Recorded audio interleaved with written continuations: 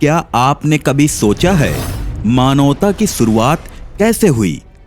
वह कौन सा पल था जब हम सिर्फ जानवर नहीं, इंसान बन गए?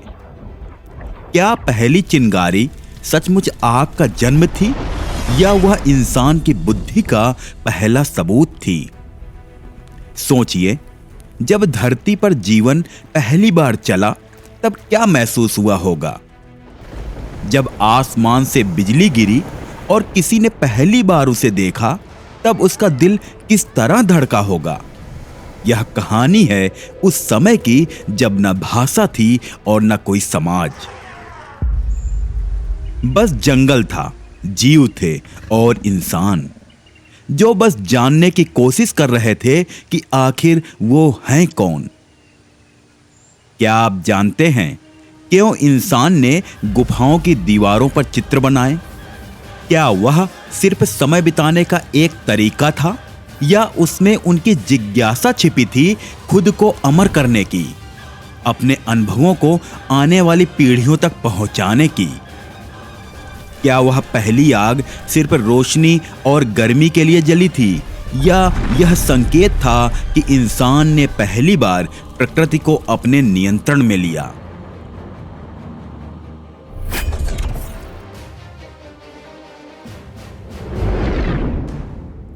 यह सब कैसे शुरू हुआ? वह कौन सा पल था जब एक जानवर ने सोचना शुरू किया, जब उन्होंने केवल शिकार करने के बजाय सितारों की ओर देखा और सवाल पूछे? क्या वह पहला सवाल था, मैं यहां क्यों हूं? या वह सवाल था, इन सितारों का रहस्य क्या है? सोचिए, जब पहली बार किसी ने पत्थर को उठाकर औजार बनाया तो उसने क्या महसूस किया होगा?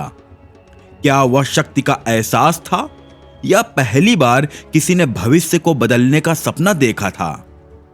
क्या आप जानना चाहते हो कि वह कौन सी घटना थी जिसने इंसान को जिंदा रहने से आगे जाकर जीना सिखाया? आज हम विज्ञान और तकनीक के शिखर पर हैं। हम ब्रह्मांड की गहराइयों में झांक सकते हैं, लेकिन क्या हमने अपने अतीत की गहराइयों में झांका है?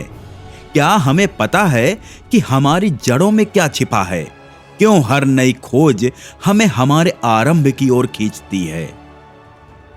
अगर आप भी इन सवालों के जवाब जानना चाहते हैं, अगर आप भी महसूस करना चाहते हैं उस समय की गूंज को, अगर आप भी देखना चाहते हैं इंसानियत के आरंभ का वह क्षण जिसने सब कुछ बदल दिया, तो इस सफर में हमारे साथ बने रहें, क्योंकि यह कहानी सिर्फ इतिहास नहीं है, यह कहानी है हमारी, आपकी और इंसानियत की।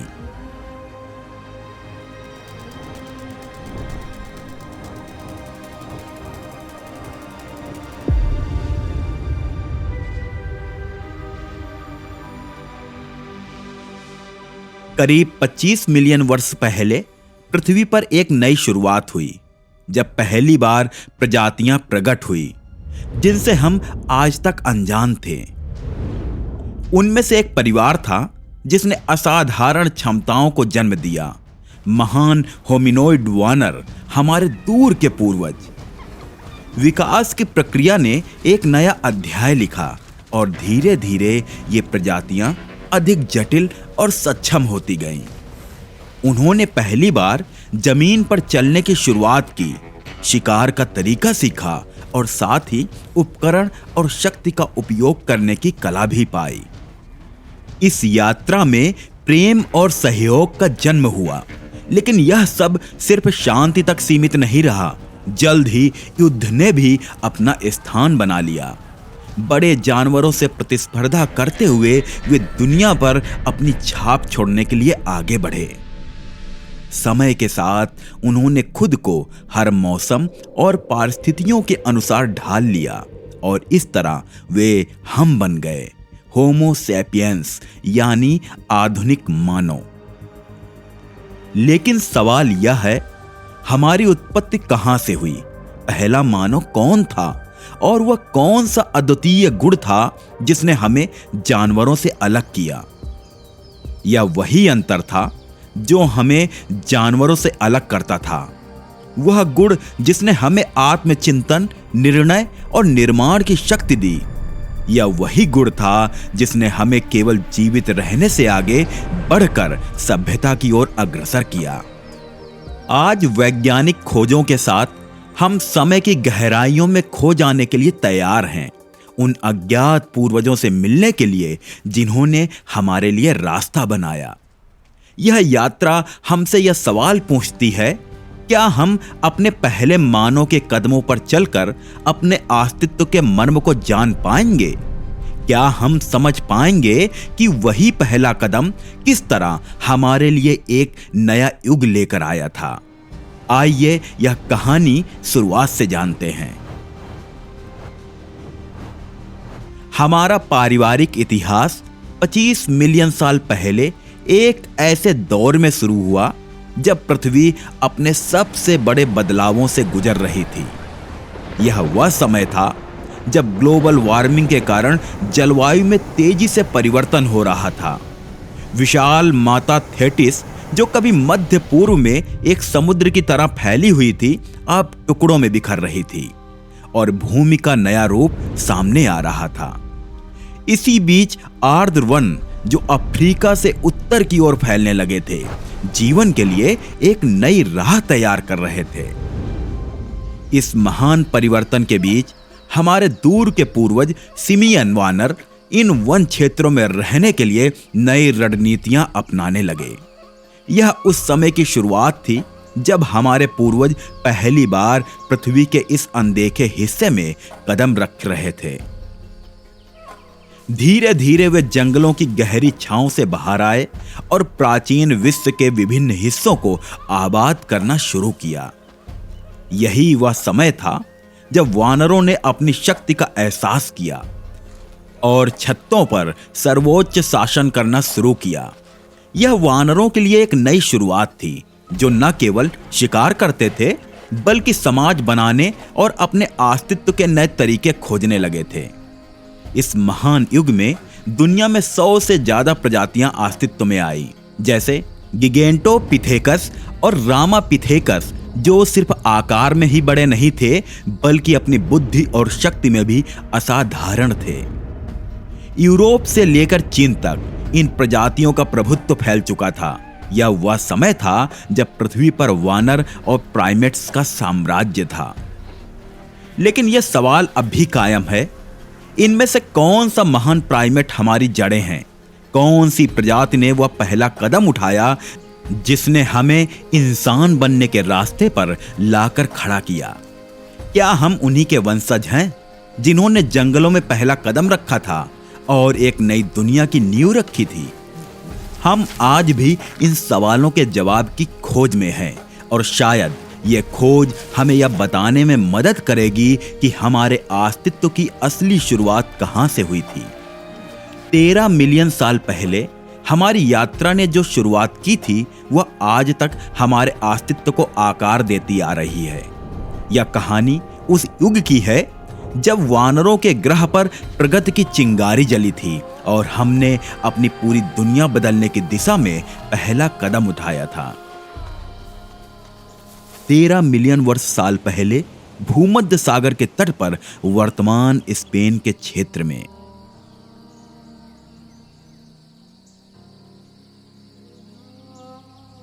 यह एक उष्णकटिबंधीय वर्षावन का दृश्य है जहां जीवन की शुरुआत होती है।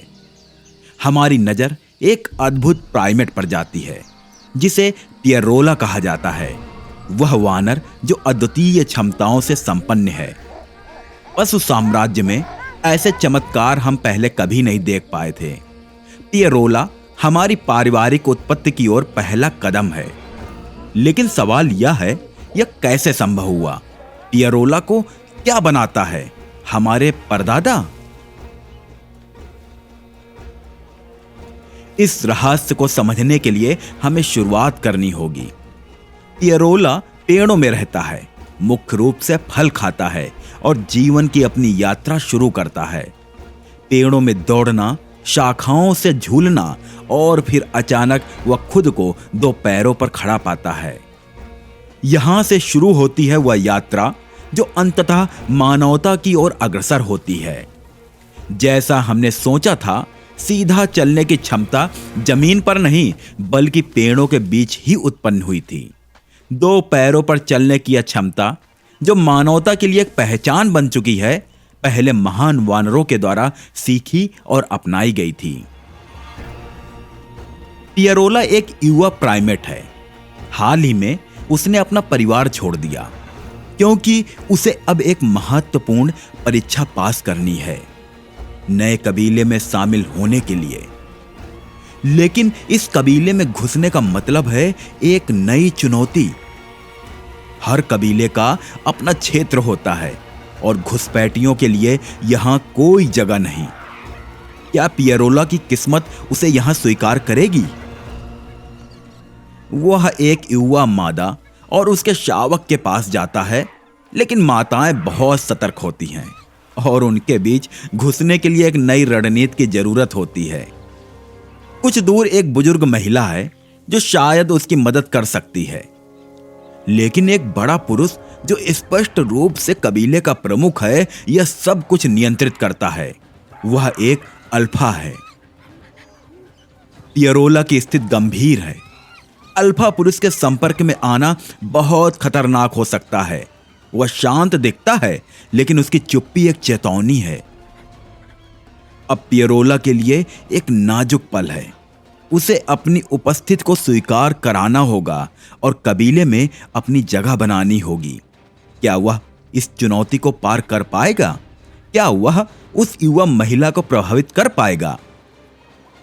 लेकिन अल्फा पुरुष के सामने उसका संघर्ष और भी बढ़ जाता है। अल्फा उसे नुकसान पहुंचाने की क्षमता रखता है और पियरोला को यह पूरी तरह से समझना होगा कि कबीले की राजनीति क्या होती है।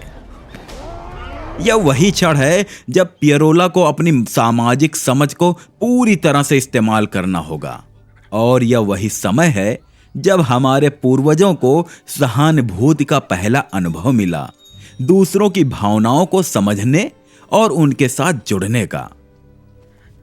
इस सहानुभूति की शक्ति से ही हमारे पूर्वजों ने सामाजिक संरचना का निर्माण किया। यह वही क्षमता थी जिसने उन्हें केवल शिकारियों से बचने में नहीं बल्कि एक मजबूत समुदाय बनाने में मदद की। पियरोला के पास एक अद्वितीय क्षमता है। वह अब खुद को सुरक्षित करने के लिए पेड़ों की ऊंचाई पर एक घोंसला बनाता है। यह नया तरीका उसे शिकारियों से बचने में मदद करता है और उसे रात भर बिना डर के सोने का मौका मिलता है। यह नींद जो एक साधारण क्रिया लगती है, दरअसल हमारे मानसिक क्षमताओं को सुधारने का एक शक्तिशाली तरीका है। नींद के दौरान हमारा मस्तिष्क उन अनुभवों और जानकारियों को छानता है जो दिन भर के दौरान हमें मिली थी, और जब हम जागते हैं तो हम बेहतर, अधिक समझदार और अधिक सक्षम होते हैं। यह चमत्कारी प्रक्रिया है जिसके लिए हम पियरोला और उसके जैसे प्राइमेटों का धन्यवाद कर सकते हैं।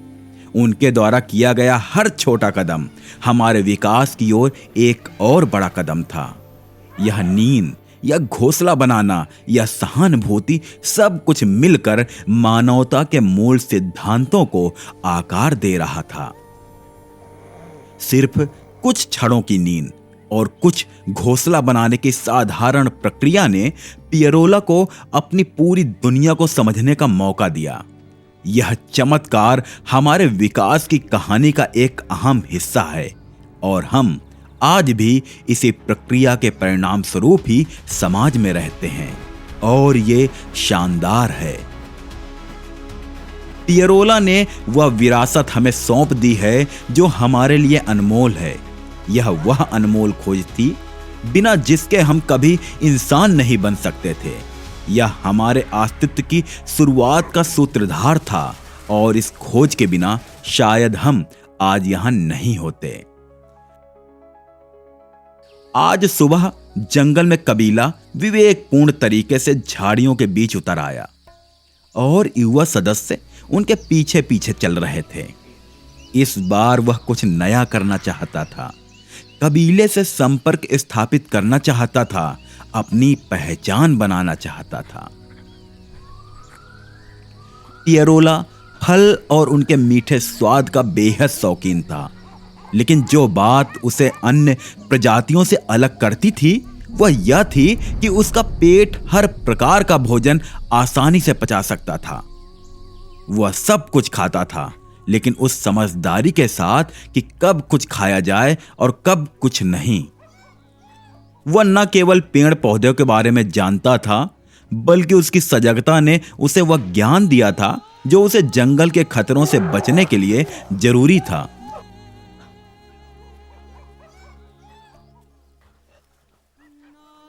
उसे यह समझने की जरूरत थी कि कौन सी चीज खाने योग्य है और कौन सी जहर। इस ज्ञान को केवल अनुभव ही नहीं, बल्कि पीढ़ी दर पीढ़ी परंपरा के रूप में सिखाया गया था। यह पियरोला का कदम था जिसने शुरू किया संस्कृत के निर्माण का पहला कदम। उसकी मां ने उसे यह सिखाया था कि क्या खाना चाहिए और क्या नहीं, और यह वह ज्ञान था जो पीढ़ी दर पीढ़ी चढ़ता रहा।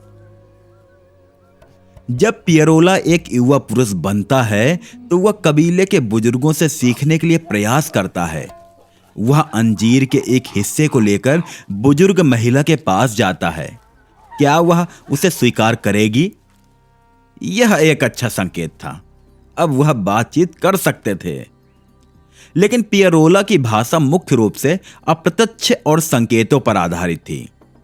शब्दों के बजाय उसकी प्रतिक्रिया स्वाद कलियों द्वारा अधिक व्यक्त की जाती थी।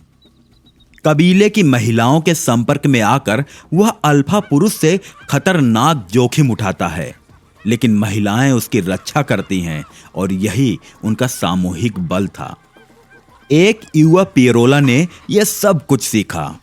उसने अपने आप को कबीले के बुजुर्ग सदस्य के पास पहुंचा लिया। अब वह एक शिष्य बन चुका था और वह जंगल के सबसे मूल्यवान ज्ञान को समझने के करीब था। पियरोला ने हंसी जैसी एक अद्भुत खोज की जो झगड़ों को शांत करती थी और माहौल को हल्का बनाती थी। यह खोज निश्चित रूप से मानवता का हिस्सा थी, लेकिन यह हमारे पूर्वजों द्वारा विरासत में मिली थी। पियरोला अपने जंगल में एक प्रकार के स्वर्ग में रहता था, जहां फल प्रचुर मात्रा में होते थे और पानी हर जगह उपलब्ध था। इसके बावजूद उसका सबसे बड़ा खतरा शिकारी थे जो जंगल के तल पर घूमते थे। पियरोला जंगल के संकेतों को समझने की क्षमता में पूरी तरह से माहिर हो गया था। वह एक पक्षी की आवाज से शिकारी की उपस्थिति का अंदाज लगा सकता था और उसे पता होता था कि क्यों और कब वह खतरे से बाहर निकलने का समय आ गया है। लेकिन इस समृद्ध युग का अंत जल्द ही आने वाला था, क्योंकि अफ्रीका में एक विवर्तनिक घटना हो रही थी जो वहां के पर्यावरण को नष्ट कर देगी। पियरोला और उसके कबीले के सदस्य अब पूरी तरह से तैयार थे। युवा पियरोला ने एक नई तकनीक विकसित की।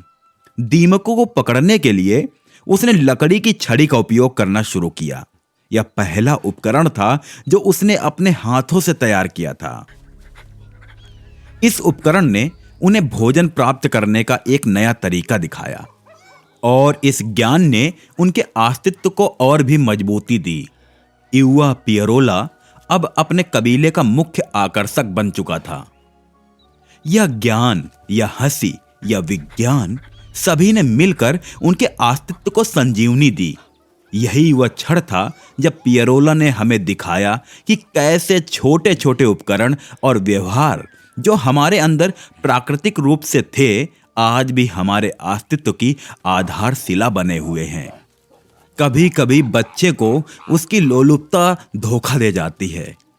वह अपने मां से मिले उपदेशों को भूल गया और परिणाम स्वरूप वह एक जहरीले पदार्थ को खा गया। यह एक ऐसा नाटक था जो अक्सर बच्चों से जुड़ा होता है, युवावस्था का एक सामान्य उत्पाद। लेकिन इस युवा ने जो किया वह एक महत्वपूर्ण शिक्षा थी।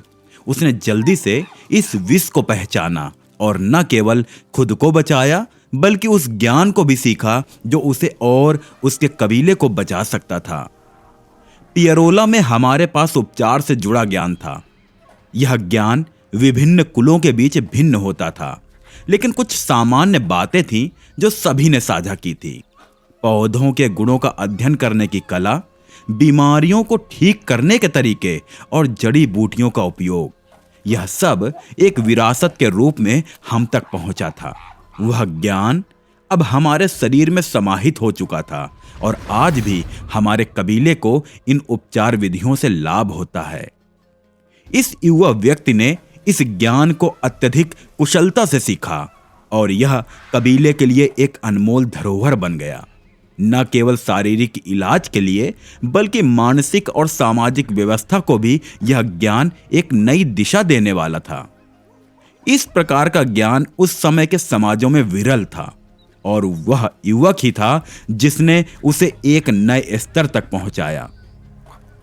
पौधों की शक्ति को पहचानना और उनका सही तरीके से उपयोग करना यह उस समय का एक महत्वपूर्ण कौशल था। पौधे जो आंतों के कीड़े को शांत करते थे या वे छोटे कांटे जो सोते हुए कीड़ों को पकड़ लेते थे, यह सब पियरोला की उपचार विधियों का हिस्सा था। यह जड़ी बूटियां केवल शारीरिक उपचार नहीं करती थी बल्कि जीवन के प्रति एक नया दृष्टिकोण भी प्रदान करती थी। यह कहानी पहली नजर में अजीब लग सकती है, लेकिन यह एक अत्यधिक शक्तिशाली संदेश देती है। ज्ञान का प्रसार समाजों में जहां युवाओं को किशोरावस्था में अपने कबीले को छोड़ने के लिए मजबूर किया जाता है, यही वह जगह है जहां शक्तिशाली गुण सामने आते हैं। युवा अपने कुल का छोड़ते हैं लेकिन वे इसे नए कुलों में पहुंचाते हैं। यही प्रक्रिया समाजों के विकास और विस्तार का कारण बनती है। इस युवा पुरुष का कार्य अब भी जीवित है। उसके द्वारा सीखा गया यह ज्ञान अब कबीले में महत्वपूर्ण स्थान रखता है और उसके द्वारा किए गए कार्यों की वजह से एक पूरी पीढ़ी को बचाया गया। अब युवा महिला ने अपनी पसंद बना ली है। वह युवा पुरुष को कबीले का हिस्सा बनाना चाहती है। यह एक संघर्ष था जिसमें वह अल्फा के खिलाफ खड़ी थी। पियरोला में अल्फा नर कभी भी किसी भी बदलाव को स्वीकार करने में हिचकते थे, खासकर जब बात महिलाओं के दबाव की होती थी। लेकिन अंततः महिलाएं हमेशा जीतती थी। यही वह स्थान था जहां समाज की शक्ति निहित थी। अल्फा ने अंततः सहमत दी और अब वह युवा पुरुष कबीले का हिस्सा बन चुका था। उसकी यात्रा, उसका संघर्ष और उसका ज्ञान अब कबीले की संपत्ति बन चुका था। यह सिर्फ एक व्यक्ति की कहानी नहीं थी, बल्कि यह उस समाज की असली ताकत और भविष्य की ओर बढ़ने का संकेत था। इतिहास की इस गहरी यात्रा ने हमें यह समझने का मौका दिया है कि मानवता की शुरुआत केवल शारीरिक परिवर्तन नहीं थी, बल्कि यह एक मानसिक और सामाजिक विकास की प्रक्रिया थी। हमारे पूर्वजों की जिज्ञासा और खोजों ने हमें आज इस मुकाम पर पहुंचाया है। पियरोला जैसे प्राइमेट्स ने वो छोटे कदम उठाए जिन्होंने हमें अस्तित्व के नए अर्थ सिखाए, जीवित रहने के साथ साथ इसे सुधारने, बढ़ाने और साझा करने का। हमारी दुनिया आज उसी जिज्ञासा और ज्ञान की नींव पर खड़ी है, लेकिन क्या हम वही रास्ता चल रहे हैं जिस पर हमारे पूर्वज चले थे? क्या वह जिज्ञासा, वह अन्वेषण का जज्बा अब भी हमारे भीतर जिंदा है? क्या हम अपने अतीत से वही प्रेरणा ले पा रहे हैं जो हमें आगे बढ़ने के लिए चाहिए? यह यात्रा अभी खत्म नहीं हुई है। हमने केवल शुरुआत देखी है, पर सवाल यह है कि अब आगे क्या होगा? इस कहानी का अगला अध्याय किस मोड़ पर हमें ले जाएगा? अब जो हम करेंगे वह हमारे भविष्य को आकार देगा। सवाल यह नहीं है कि हम कहां से आए हैं, सवाल यह है कि हम कहां जा रहे हैं और अगला कदम क्या होगा। तो क्या आगे कुछ नया होगा जो हमें एक बार फिर से अपने अस्तित्व को चुनौती देने पर मजबूर कर दे? इसके लिए आपको इस डॉक्यूमेंट्री के अगले अध्याय का इंतजार करना होगा। तब तक के लिए आप हमारे केएस ज्ञान चैनल पर धरती और अंतरिक्ष से जुड़ी अन्य डॉक्यूमेंट्रीज का आनंद उठा सकते हैं। आप देख रहे थे केएस ज्ञान चैनल।